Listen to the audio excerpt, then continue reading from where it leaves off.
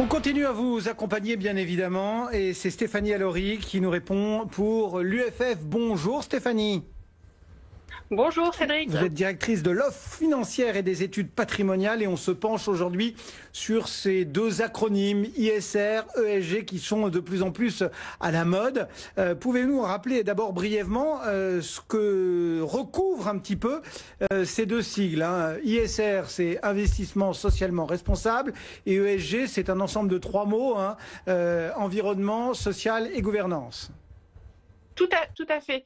En fait, ce qu'il faut retenir, c'est que les gérants de fonds dits ISR, ESG vont faire leur marché parmi les actions ou parmi les obligations, d'abord sur des critères financiers, ceux auxquels on est habitué. Ils vont aller chercher des entreprises dont les ratios de rentabilité, les perspectives de développement sont bons.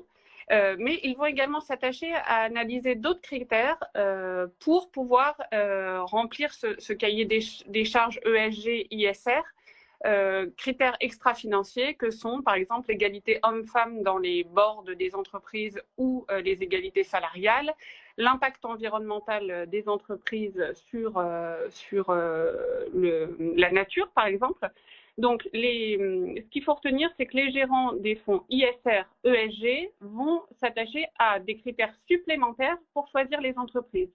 Alors, en fonction des sociétés de gestion, on peut avoir différentes terminologies. Ce qu'il faut retenir, c'est qu'un label ISR existe, un label d'État, le label d'État français.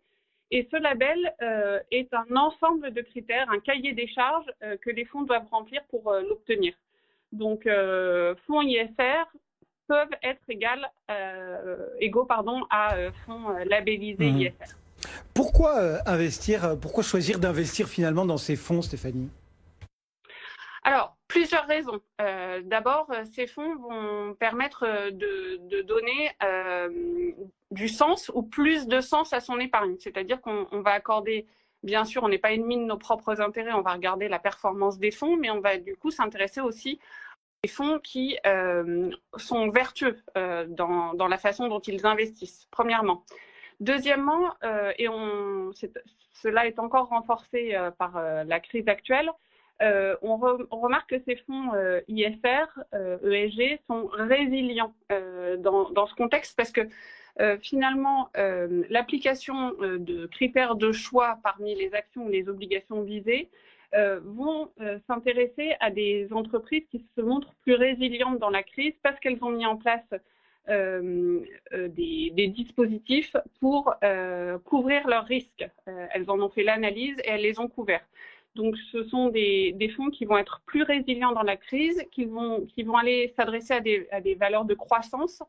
Et dans le cadre de crise financière, on remarque que on cherche des valeurs plus résistantes,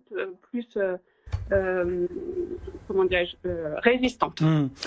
Malgré tout, il y a une question, c'est de se dire, est-ce que c'est l'industrie, on va dire, financière qui est séduite par cette idée de l'ESG et c'est compréhensible, ou bien est-ce que ce sont les clients qui poussent l'industrie à se transformer, de l'œuf ou de la poule? Dites-nous quelle est votre vision du côté de l'UFF? Alors, je dirais les deux. Ce qu'on remarque, c'est qu'en effet, il y a de plus en plus d'offres de la part des sociétés de gestion sur notre marché. Novetic note 117 nouveaux fonds labellisés ISR l'année dernière, donc soit des nouveaux fonds lancés, soit des fonds déjà lancés, mais qui appliquent de nouveaux critères de sélection des sous-jacents pour obtenir le label. Donc une offre plus importante, mais pour répondre à une demande plus importante.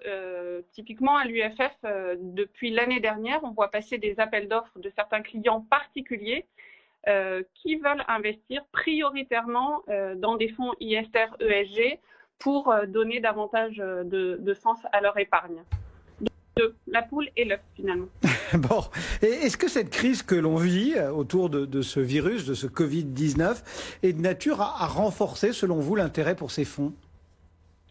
Alors, il y a deux risques majeurs qui planent. C'est-à-dire que le pétrole est bas à des niveaux très bas. Donc on peut se dire que le premier risque, c'est de se détourner un peu d'énergie renouvelable.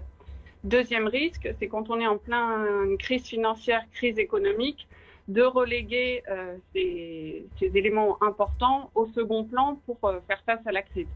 Néanmoins, des grands signaux d'espoir quand même, puisque vous l'avez vu ce matin, il y a 92 patrons français qui se sont unis pour publier une lettre ouverte au monde, démontrant qu'une place plus importante devait être faite dans la relance aux critères environnementaux, aux critères sociaux, et finalement qui démontre que la planète change et que la stabilité, ou en tout cas la bonne santé économique, va avec la bonne santé sociale et va avec la bonne santé environnementale.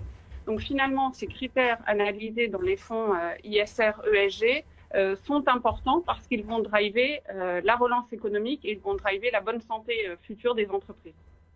Merci beaucoup pour ce petit éclairage proposé ce matin sur ces fonds ISR ou ESG, deux des acronymes les plus courants. Stéphanie Allori, donc la directrice de l'offre financière et des études patrimoniales de l'UFF, en duplex avec nous ce matin.